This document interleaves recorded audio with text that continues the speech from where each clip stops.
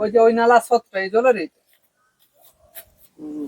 এই যে এখানে শ্রীরামচন্দ্র তীর মেরেছে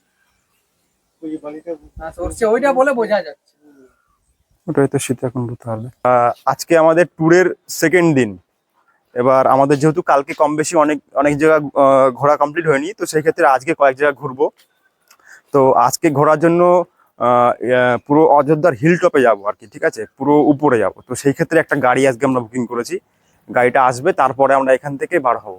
তো প্রথমে এখন রাস্তার দিকে বেরিয়ে তারপরে গাড়িটার জন্য ওয়েট করব, তারপরে আমরা হিল টপে যাবো, তারপরে হিল টপে গিয়ে যাবো।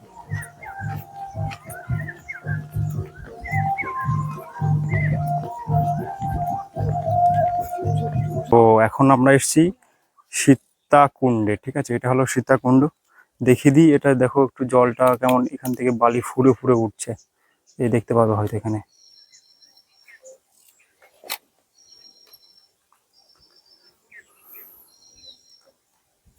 বালি ফুরে ফুরে এখান থেকে জল উঠছে, দেখা যাচ্ছে না কেন?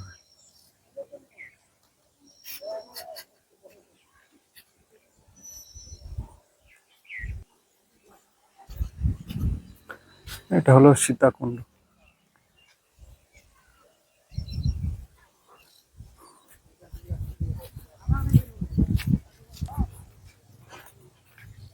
এখান থেকে যখন লোড হয় না তখনই হয়।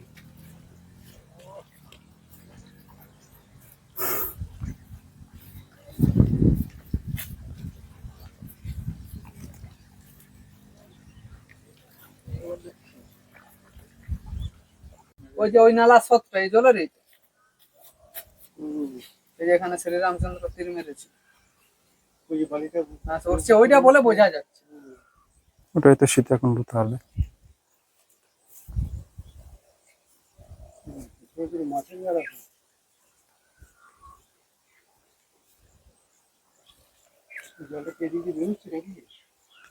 হ্যাঁ, হয়তো ওভারফ্লো হয়ে গেলে এখান থেকে হয়তো ওই ওই সাইড দিয়ে বার হয়ে যায় আর কি।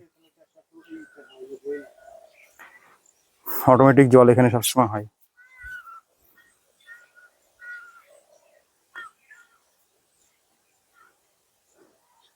তো মানে বুঝতে পেরেছিস তো এখানে শ্রীরাম এসেছিল কিনা?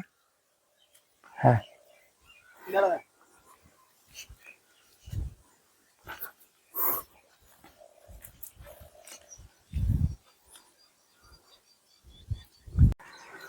তো চলো এখন বেরিয়ে যাই। যাই হোক, এখানে অনেকেই দেখে জিনিসটাকে অন্য কিছু বলছে, যেমন যে এখানে নিচে গ্যাস আছে, যার জন্য হয়তো জলটা এরকম বার হচ্ছে, ঠিক আছে। তো আমি যেটা দেখেছি বা আমার যেটা মনে হলো, এটা যতটা শুনলাম সীতাকুণ্ড তো মানে সীতাকুণ্ড, আমার কাছে এটা ঠিক তো ঠিক ভাই, সিম্পল ব্যাপার। তো চলো এবার গাড়িতে করে বেরিয়ে দেখি আশেপাশে আর কোথায় স্পট রয়েছে সেখানে যাব।